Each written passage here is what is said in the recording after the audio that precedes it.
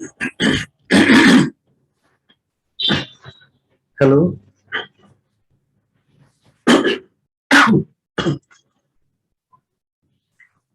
Hello. हाँ जी अलका जी। हाँ जी हाँ जी, हाँ सुन जी पा। सर। हाँ हाँ, सुन पा रहे हैं। जी जी। हाँ जी। हाँ, कैसे हैं? बढ़िया हैं? हाँ जी अभी लोग जुड़ रहे हैं धीरे धीरे। ठीक है। देखते हैं कितने लोग आते हैं। बोला तो सबने हुआ है। अच्छा, संडे मॉर्निंग की जगह आपका संडे इवनिंग ज्यादा बेटर रहेगा क्या? हाँ, संडे मॉर्निंग जैसे अभी 10 बजे है और सर्दियाँ हो गए हैं, कई बार लोग जो है उठते लेट है। हाँ, क्योंकि मेरे लिए यहाँ पे बहुत सैटरडे नाइट काफी लेट हो गया, हाँ 11:30 हो रहे हैं। तो हाँ मैं सोच रही थी नेक्स्ट टाइम से अगर आप लोगों का संडे इवनिंग और मेरा मॉर्निंग रहता तो अच्छा रहता। हाँ, ये ज़्यादा अच्छा रहता। इसके बारे में होने वाली, क्योंकि हाँ। ना सुबह सुबह सभी लोगों के इंडिया में घर में जैसे चाय नाश्ता, संडे है तो आराम से होता है सब कुछ। अच्छा, हमने ध्यान नहीं दिया, अगर आप आज पहले ही डिस्कस कर लेते तो कल सुबह का कर लेते। हाँ हाँ, चलो कोई नहीं। नेक्स्ट टाइम से कर सही है, लेते। हाँ, पता चलेगा। लोगों को फोन किया है तो वही है, हर आदमी संडे को अपने हिसाब से उठता है। हाँ चलो खैर, उसका हम यही करेंगे कि भाई अभी हम लोगों को रिकॉर्डिंग भेज देंगे, उसकी रिकॉर्डिंग में कर रहा हूँ ठीक है। ताकि वो अ, उसको बल्कि बाहर वाले लंदन से दया गौतम जी, वहाँ पे तो 4 4:15 बजे। वाह, नमस्ते आशुतोष जी, नमस्ते दया जी, आर्या जी। नमस्ते। हरिओम सर। हरिओम हरिओम। आप डॉक्टर अलका भारद्वाज हैं, जो इस मिशन को हेडिट करने वाली हैं। आशुतोष जी बहुत पुराने साधक हैं, लंबे समय के साथ यात्री बन के हमारे साथ चल रहे हैं। इच्छा बहुत रखते हैं कि अच्छा। भाई समाज की सेवा की जाए। ये उनकी वाइफ है। हाँ हाँ, दया बताओ, हाउ आर यू? हाँ, गुड मॉर्निंग गुड मॉर्निंग। ये नीतू जी हैं, सबको प्रणाम। सर मैं एक बार डिस्कनेक्ट करके फिर से ज्वाइन कर रही हूँ। अच्छा ठीक है।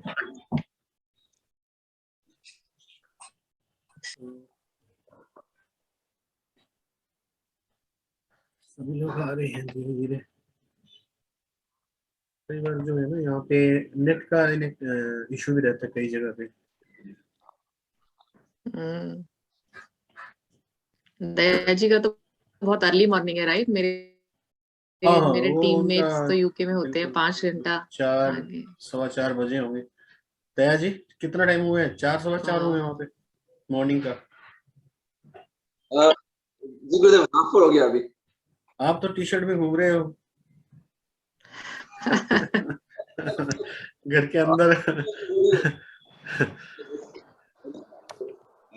अभी बस साथ आने के लिए रेडी हो रहा हूँ। अभी दुर्गा आ रही है, अभी 2 मिनट में आ जाएगी। अच्छा अच्छा, आप लोगों के वहां पे तो यूं है ना कि घर में भी सारा वो हीटिंग का वो रहता होगा। जी बिल्कुल बिल्कुल गुरुदेव। यहाँ सर्दियों में ऐसा नहीं करके रखते, क्योंकि सर्दियां 3 महीने की होती हैं मुश्किल से, तो फिर ये जैकेट वगैरह ये सब कुछ डाल के अपने आप रखते हैं रेडी।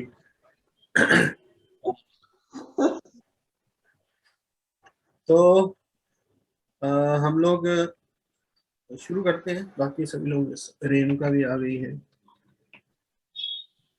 रेणुका जी गुरुदेव। जो है वो बेसिकली इंडिया से है और अभी वो सिंगापुर से है, सिंगापुर में काम कर रही है। ओके।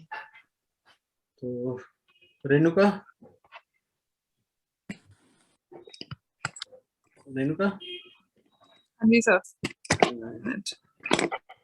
तो आप हैं डॉक्टर अलका, ठीक है, मैं उनको लेकर आता हूँ सामने।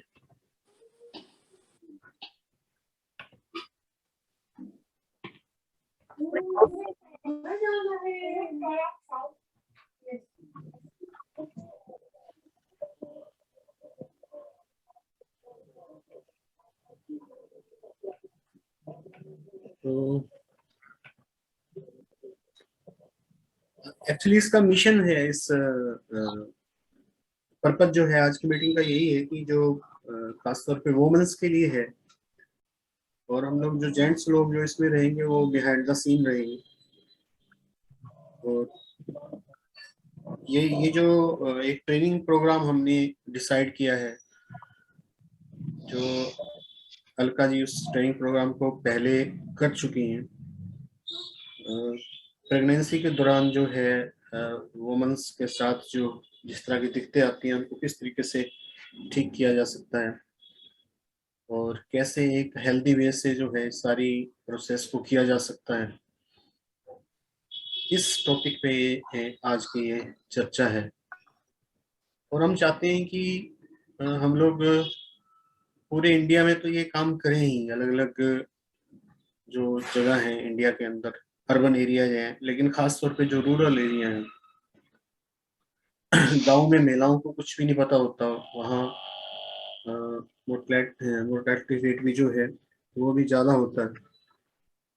तो हम ये चाहते हैं कि जो इनोसेंट लोग हैं वो उनको हम ज़्यादा से ज़्यादा ट्रेन कर पाएँ। कई चीज़ें बड़ी सिंपल होती हैं लेकिन पता नहीं होने की वजह से वो बड़ी ज़्यादा दिक्कत हो जाती है लाइफ के अंदर। तो इसके अंदर जैसे डॉक्टर अलका को एक डॉक्टर हैं, और दूसरा हम लोग जो योगा से संबंधित मैं काम कर रहा हूँ, तो इन दोनों चीजों को मिक्स करके और जो पुरानी जो ट्रेडिशनल बातें हैं हमारी उनको भी मिक्स करके क्या खाना है, कैसे बैठना है, कैसे चलना है, तो एक प्रोग्राम हम डेवलप कर रहे हैं। तो मैं चाहूंगा कि अलका जी आगे आप बताएं उसके बारे में, क्योंकि आज इंट्रोडक्शन राउंड ही है। ओके, नमस्ते, थैंक यू ये सेशन में आप लोगों के आने के लिए। तो बेसिकली मैं बाय एजुकेशन में अपना स्क्रीन शेयर करती हूँ। आप ही दिख रही है ना सबको? आप ही दिख रही है? नहीं, जी आप? मैं दिख रहा हूँ।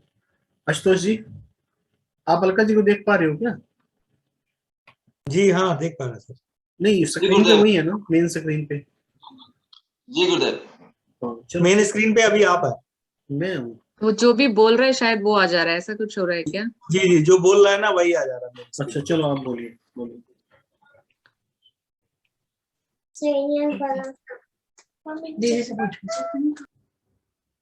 बोलिए आप। मैं शेयर नहीं कर पा रही हूँ।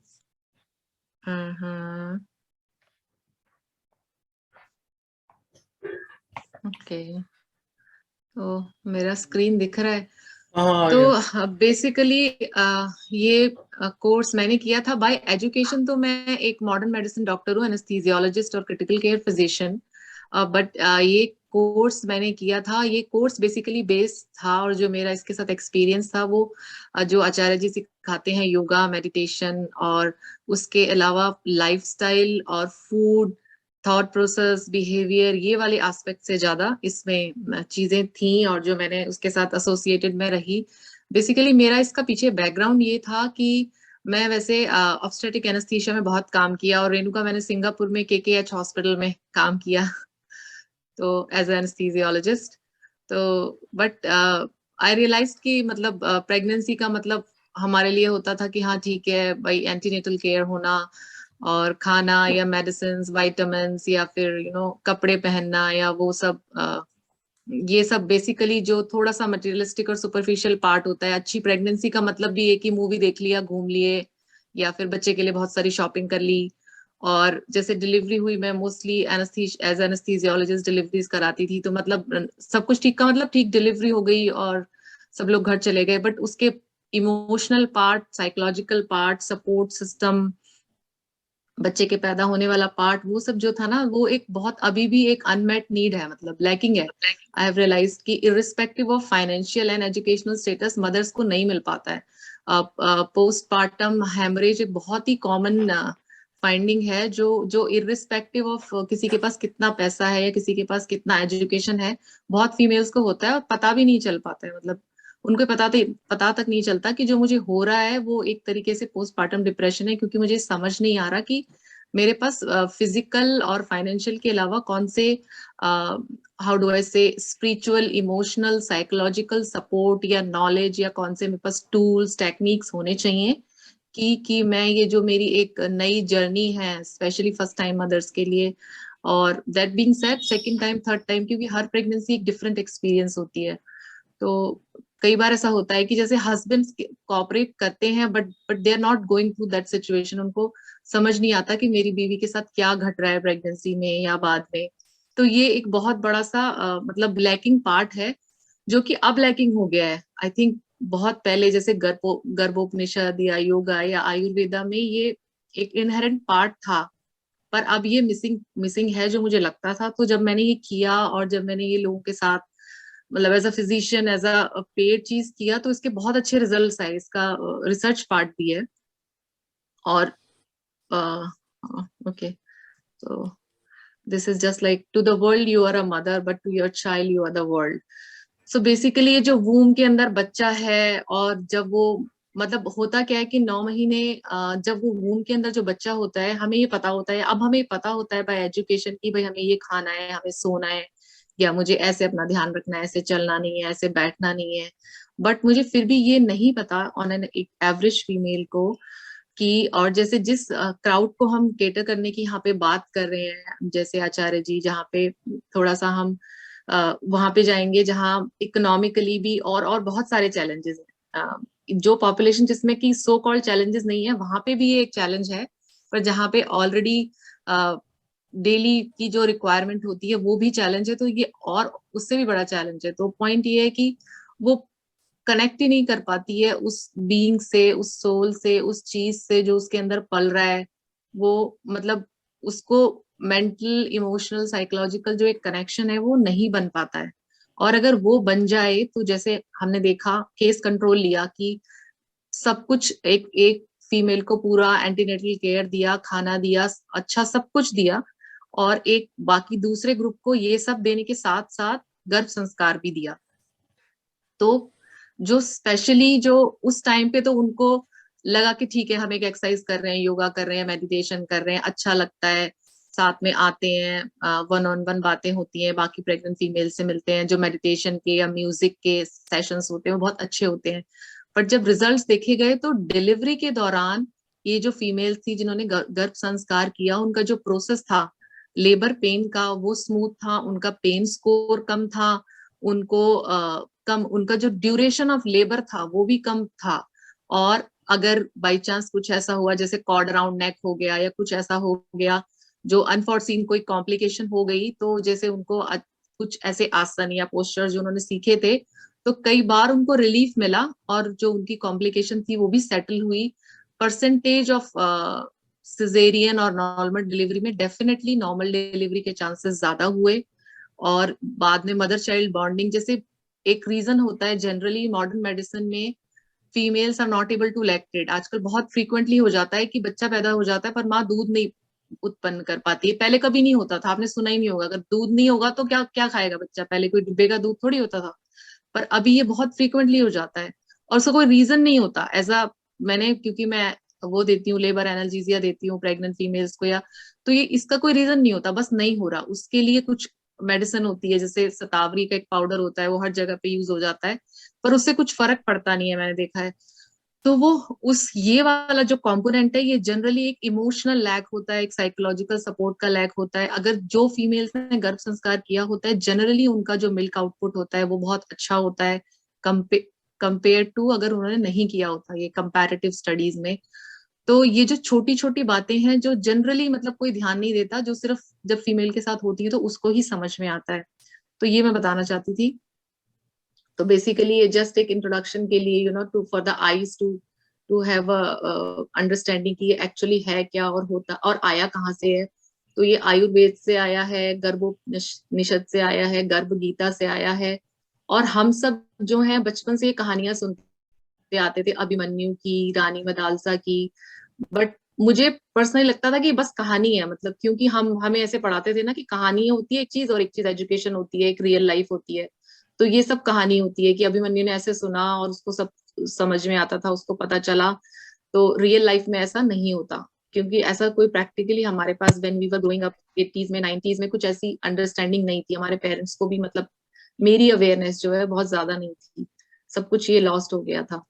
तो जैसे अगर आई थिंक आप में से काफी लोगों ने ये सुना होगा रानी मदालसा की कहानी, कि वो खुद डिसाइड करती थी कि उनको कैसा बच्चा चाहिए। अब की बार वो वॉरियर पैदा करेंगी, एक राजा, अब की बार वो संत पैदा करेंगी, अब की बार वो कोई ऐसा पैदा करेंगी कि जो बिजनेस माइंडेड हो। मतलब तो वो उन पूरा का पूरा वो कहती थी कि मेरा अपने गर्भ के ऊपर पूरा पावर है, जैसा बच्चा पैदा करना है मैं पैदा कर सकती हूँ। उसके अंदर जो मुझे मतलब धर्म अर्थ काम मोक्ष में से जिस भी चीज की अमाउंट को बढ़ाना है, जैसे भी जो भी करना है, मैं सब कर सकती हूँ। तो मतलब तो ये एक, अगर हम इसको एज ए लेजेंड ना लेके एक रियल हिस्ट्री लें, तो इससे समझ में आता है कि रानी मदालसा की कहानी तो हमें समझ में आ गई है, सुनने में आ गई है, बट इसका मतलब उस टाइम की कंटेम्प्ररी फीमेल्स के पास ये पावर होगी, मतलब उनको ये बाय डिफॉल्ट एक नॉलेज मिलती होगी। जैसे अभी हमें पता होता है कि जो नॉर्मल चीजें पता होती हैं डे टू डे लाइफ में, एक पर्टिकुलर टाइम पे एक नॉलेज होती है कि जैसे इस जगह पे ये ड्राइविंग के रूल्स हैं, इस जगह पे हर किसी को पता होता है।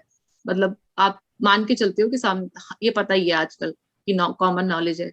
तो उस जमाने की फीमेल्स को मोस्ट प्रोबेबली ये सब पता होगा। जैसे एक गर्भाधान की साइंस होती थी, गर्भ संस्कार से पहले, प्रेगनेंसी से पहले, कि किस तरह से, कैसे, किस टाइम में, कब गर्भ धारण करने से एक स्वस्थ सुंदर गर्भ होगा। तो इसमें वैसे जस्ट एक डिस्क्लेमर कि ये जो हमारा चीज है ये बिल्कुल भी जेंडर से रिलेटेड इसका कोई पार्ट नहीं होगा, ना मुझे ऐसी कोई नॉलेज है, ना ये जो जहां से ये गर्भ संस्कार का मेरा पूरा विजडम है वहां पे ऐसा इसका कोई भी पार्ट है। इससे कोई भी लेना देना नहीं है। सिर्फ आप बच्चे को एक इमोशनली हेल्दी बनाना, या फिर और जो भी क्वालिटीज आप बच्चे के अंदर चाहते हो वो आप अपनी मेडिटेशन की पावर से उसके अंदर ला सकते हो। लेकिन उसका बैकग्राउंड ये होगा कि जैसे मेडिटेशन की पावर हर किसी के अंदर एक समान नहीं होगी। मेरा जीवन सुबह से शाम तक कैसा होता है, मैं कैसा भोजन खाती हूँ, मैं कैसे विचार रखती हूँ, मैं किस प्रकार का व्यवसाय करती हूँ, मैं अपने आसपास वालों के साथ कैसा रिलेशन रखती हूँ, मेरे मन में पीछे सारा दिन कैसे विचार चलते हैं।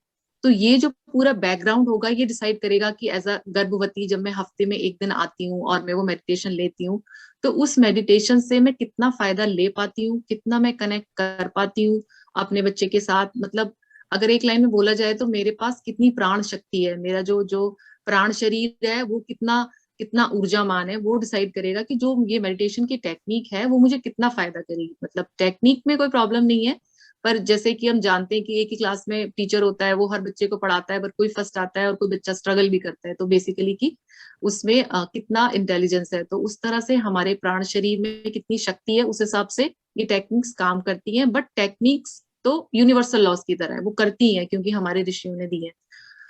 तो ये एक बात हो गई। और गर्भोपनिषद जो है ये रिसेंटली ही मैंने इसको पढ़ा। ये बहुत अच्छा एक वीडियो है यूट्यूब में, शिवोहम प्रोजेक्ट करके एक वो है। हाँ जी, देखा है ना, वो कितना अच्छा वीडियो है। पर गर्भोपनिषद एज सच भी अवेलेबल है, पर वो ये नहीं कि मैं उसके अंदर जाके मैंने उसे पढ़ा नहीं है।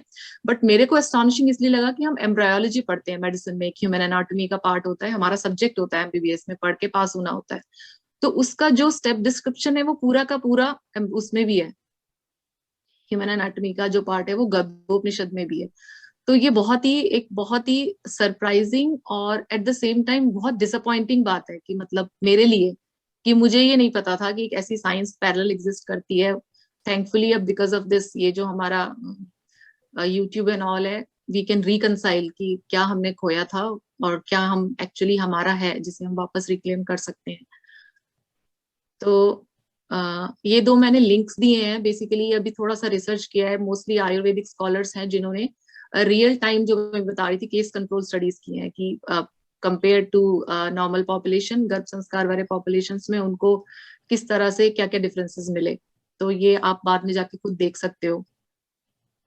तो basically just as a conversation starter मैंने कुछ लिखा था, easy, effective and long lasting method to establish deep connection and instill good values, healthy habits, higher IQs and responsibility. Physical benefits are that better health of mother, increased chances of normal delivery, less pain and conscious birth. तो conscious birth से मेरा मतलब ये था कि basically with as the time is passing, धीरे धीरे definitely हम लोग ये देख रहे हैं कि जो फिजिकल पेन बियरिंग या फिजिकल एफर्ट्स की कैपेसिटी है on an average female is reduced पहले के कंपैरिजन में। तो जो एक डिजायर या एक जो इंक्विजिटिवनेस होती है नॉर्मल बर्थ के लिए, वो नहीं होती है। बहुत सारी females they are opting for elective caesarean section.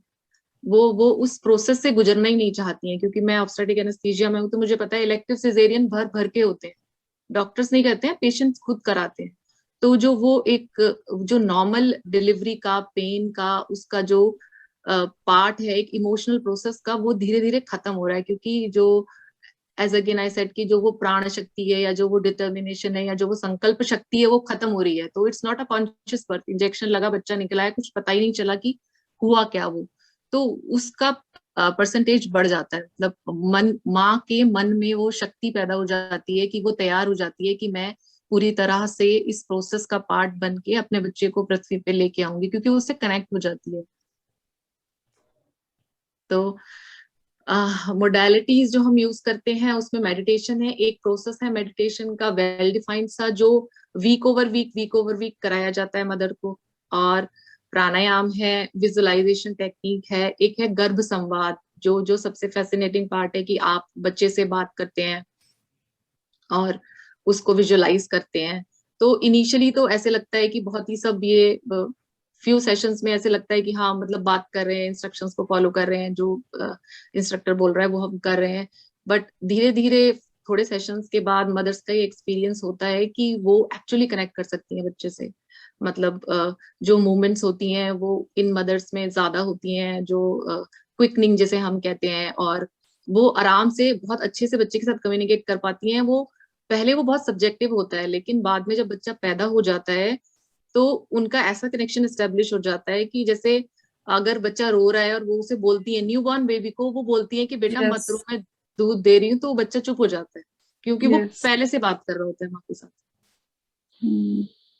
तो वो बहुत जो है ना, एक और जो प्रॉब्लम्स होती हैं पोस्टपार्टम में, पोस्टपार्टम डिप्रेशन का रीजन ये होता है कि वो माँ को समझ ही नहीं आ रहा होता कि वो क्या करे क्या ना करे, क्योंकि जो pain bearing stress bearing threshold है वो डेफिनेटली कम है, राइट। मिलेनियल्स का हमारा पहले से कम था और हमारे से नेक्स्ट जनरेशन का और भी कम है, जो कि बहुत ही विजिबल है। ये मेरे पर्सनल मैं इसलिए रिकंसाइल कर पाती हूँ क्योंकि मैं प्रेग्नेंट फीमेल्स को एनेस्थीसिया देती हूँ और ये चीज भी करती हूँ। तो मैं एक जैसे मैंने हाथ में इंजेक्शन लगाया एनेस्थीसिया की ड्रग्स देने के पहले, तो जब सर्जरी हो रही होती है और अगर मेरा हाथ टच हो जाए उस निडल से तो वो इतनी जोर से फीमेल जंप कर जाती है, तो मुझे लगता है कि मैं पूछती हूँ क्या हुआ, मुझे लगता है एनेस्थीसिया का इफेक्ट चला गया, उनको नीचे दर्द हो रहा है। वो बोलती है नहीं, इस जगह पे इतना दर्द हुआ कि मतलब अनबियरेबल दर्द।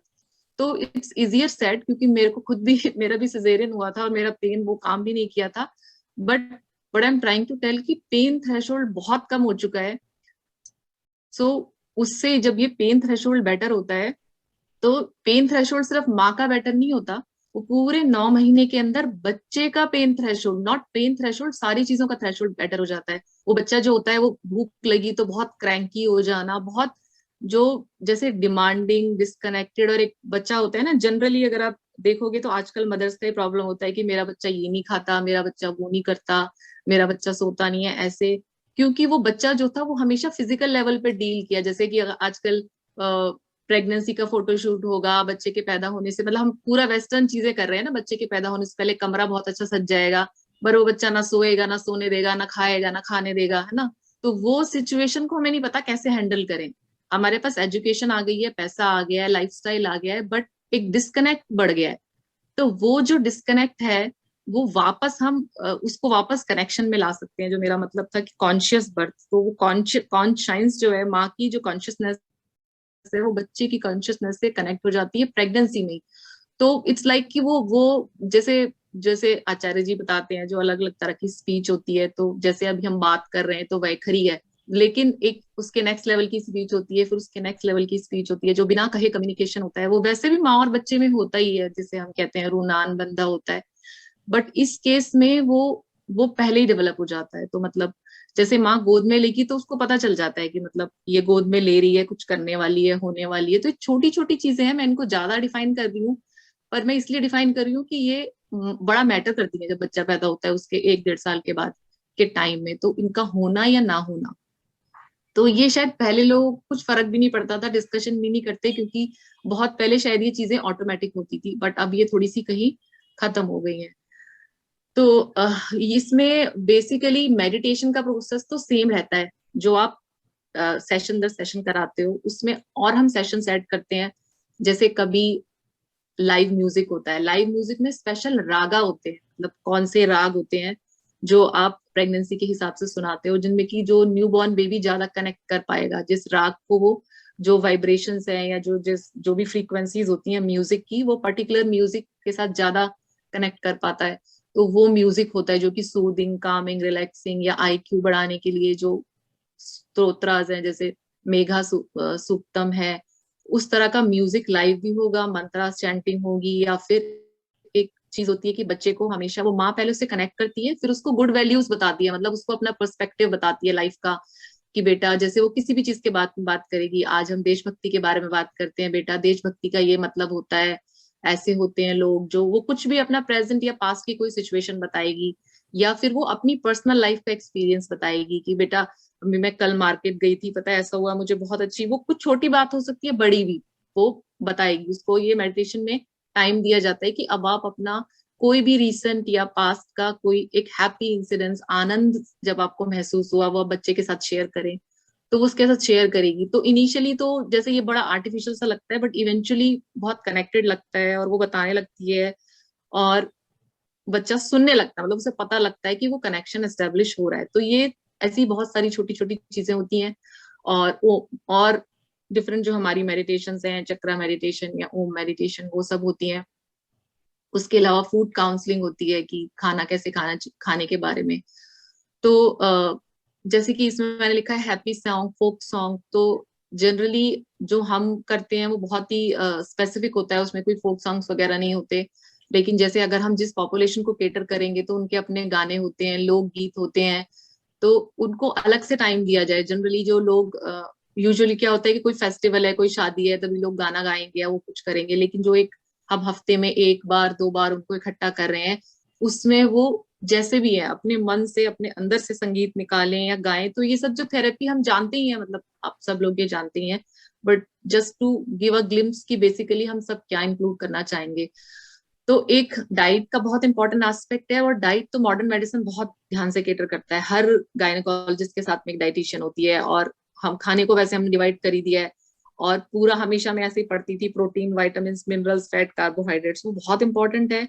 जहाँ पे मेल न्यूट्रिशन है उस पॉपुलेशन के लिए तो ऐसे सोचना भी बहुत इंपॉर्टेंट है कि सारा न्यूट्रिशन मिल रहा है कि नहीं मिल रहा, विटामिन, प्रोटीन, कार्ब्स, मिनरल्स, ये सब मिलने चाहिए बैलेंस में। उसका एक डाइट चार्ट भी है, डाइट प्लान भी है, वो सब ठीक है। लेकिन जो इस चीज के साथ ज्यादा अलाइन करती है बात, वो अलाइन करती है कि फिर से खाने को फिर से कॉन्शियसनेस के लेवल पे देखा जाए। जैसे एक तो खाना होता है प्रोटीन, विटामिन, मिनरल्स के लेवल पे, एक खाना होता है कॉन्शियसनेस के लेवल पे, कि क्या ये कॉन्शियसनेस के लेवल पे हाई वाइब्रेशन वाला जीवित भोजन है, ऐसा भोजन है जो मुझको मेरे बच्चे से कनेक्ट करेगा। मैं माँ के रूप में मेरी ये जिम्मेदारी है कि मैं मैकडोनल्ड से डोसा, पिज्जा खा लूं क्योंकि मुझे प्रेगनेंसी के फूड क्रेविंग्स हो रहे हैं, या फिर कि मुझे जीवित भोजन खाना है। मतलब ये अवेयरनेस मदर में लेके आना कि मतलब जो आप खाना खा रही हो वो खून बन के आपके बच्चे में जा रहा है।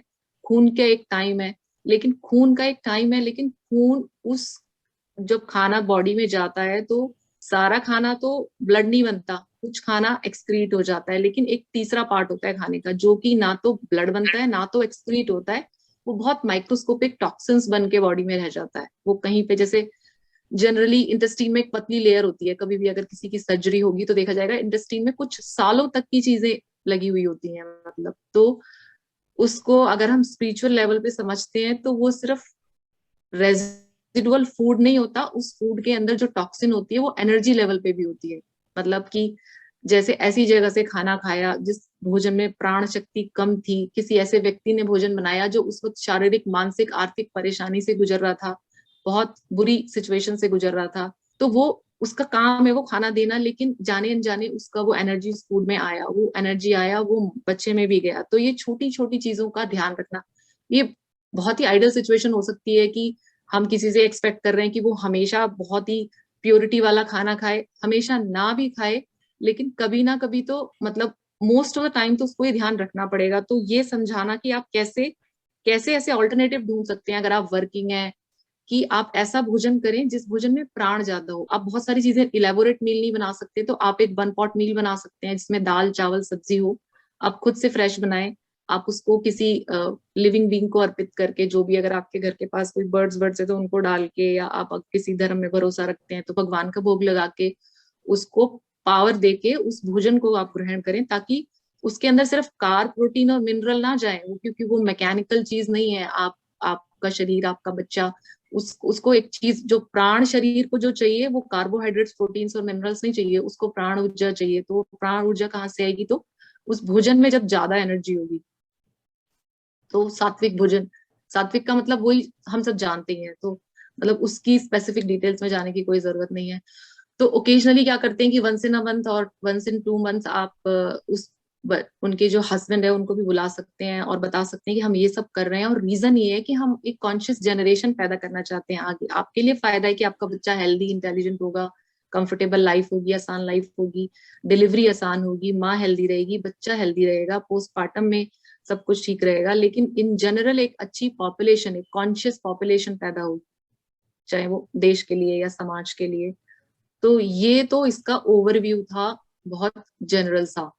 और ये थोड़ा सा जो एक रिसर्च हुआ था, 215 पार्टिसिपेंट्स थे, तो डिफरेंट डिफरेंट उन्होंने ये पैरामीटर्स लिए थे कि stress, anxiety, depression, fear, stability, happiness. तो आउट ऑफ 215 में से कितने लोगों को बेनिफिट रिजल्ट्स आए, तो ये उसका ग्राफ है। मैक्सिमम लोगों ने पॉजिटिव रिजल्ट्स जो है वो रिपोर्ट किए।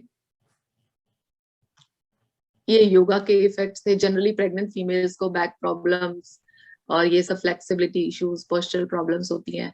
तो ये जो ग्राफ दिखाता है कि मसल स्ट्रेंथ और बैक प्रॉब्लम्स में मैक्सिमम इफेक्ट आया, और बाकी चीजों में भी आया।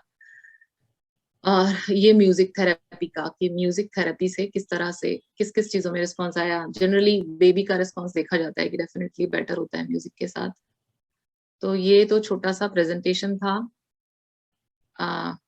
जनरली मैंने ऐसी प्रेजेंटेशन पहले कभी दिया नहीं है, तो I am not sure how effective it was, और कितना मैं वो मैसेज कन्वे कर पाई जो मैं करना चाहती थी।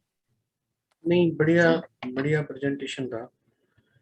और अभी तो मतलब यही, और एक ओवरव्यू चाहिए था, वो हमें आज मिल गया, ओवरव्यू जो चाहिए था। तो अब ये है कि नेक्स्ट हम इसको शुरुआत कैसे करें, उसके बारे में हम लोग डिस्कशन करेंगे, किस तरीके से ग्रुप बनाएं उसके, और फिर उसको बाकी लोग कुछ कहना चाहते हैं? कोई और कुछ कहना चाहता है?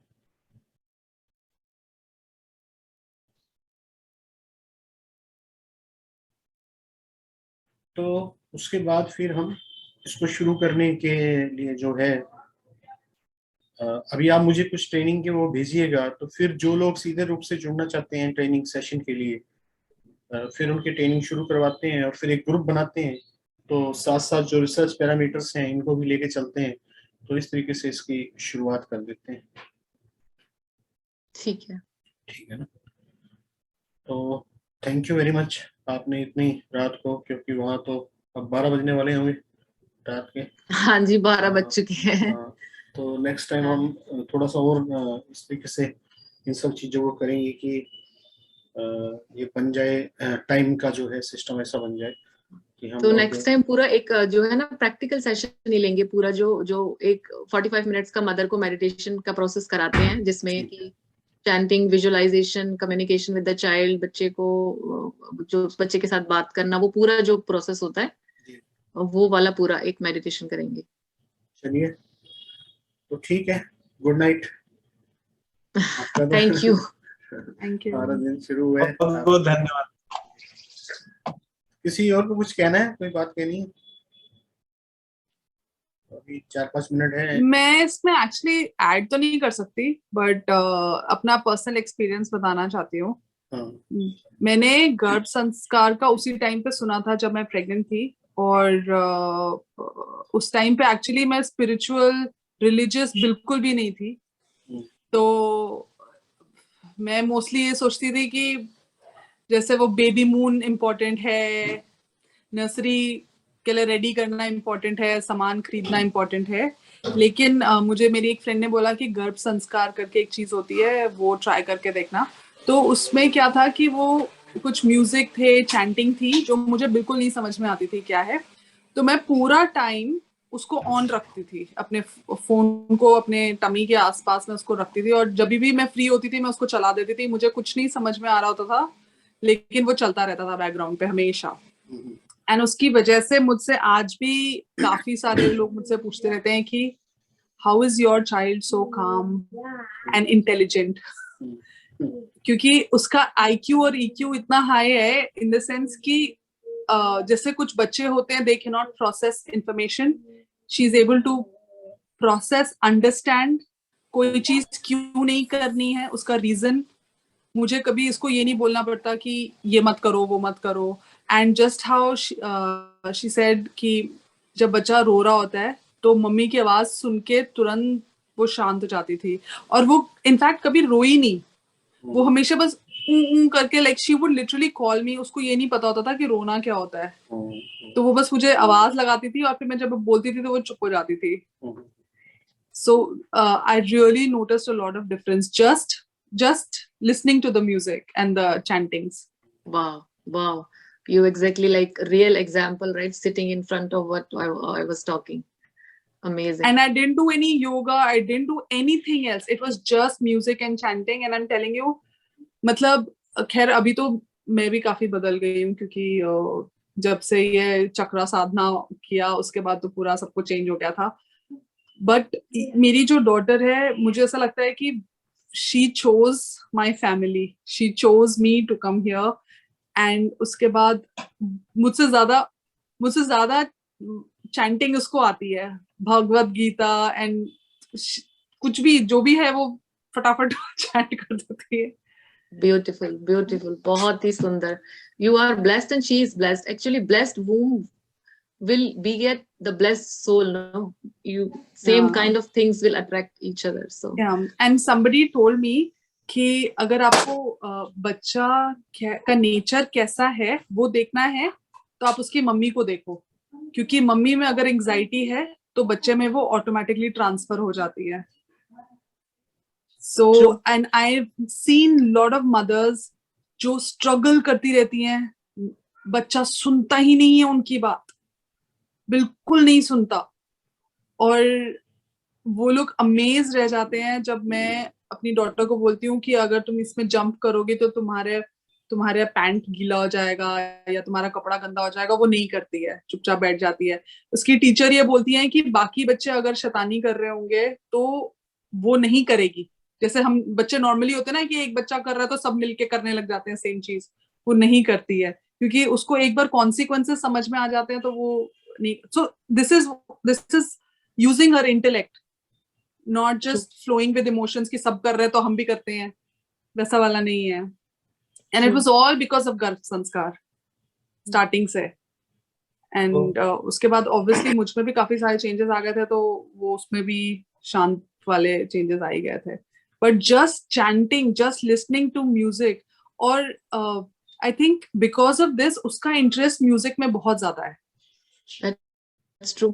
Exactly, great thing you mentioned. वो जो बच्चे गर्भ संस्कार के बाद पैदा होते हैं उनका इंटरेस्ट म्यूजिक में ज्यादा होता है, and they have a better taste. कोई रैंडम म्यूजिक नहीं पसंद करते हैं, they are listening to ragas and chanting. तो उनका जो होता है ना छंदास और संस्कृत का जो स्वर का वो सब वो ऑटो डेवलप्ड होता है। इट्स लाइक कि आपको वो पढ़ाना नहीं है, वो सॉफ्टवेयर फिट होके आता है। एग्जैक्टली और मुझे ऐसा लगा था कि she is gifted and born like this, but now it is making sense कि मैंने वो जो गर्भ संस्कार किया था, मुझसे लोग पूछते थे कि हाउ इज इट, तो मैं उनको सिर्फ यही बोलती थी कि गर्भ संस्कार की वजह से ही है। रेणुका, टाइम इज अप, तो अभी एंड करते हैं, ठीक है? तो thank you very much everyone. Thanks Renuka. Actually Renuka को थैंक्स बोलना बहुत बनता है। She shared real life experience. ऐसे तो होता है कि ऐसे होता है कि जनरली जब आप कोई प्रोग्राम के एंड में आप एक्सपीरियंस पूछते हो, यहाँ तो शुरुआत में ही इतना जबरदस्त सॉलिसिटिंग एक्सपीरियंस है। नहीं, बहुत बढ़िया आगे रहेगा सिस्टम। तो this is again a positive sign of blessing. Thank you. Thank you very much. Thank you. Okay.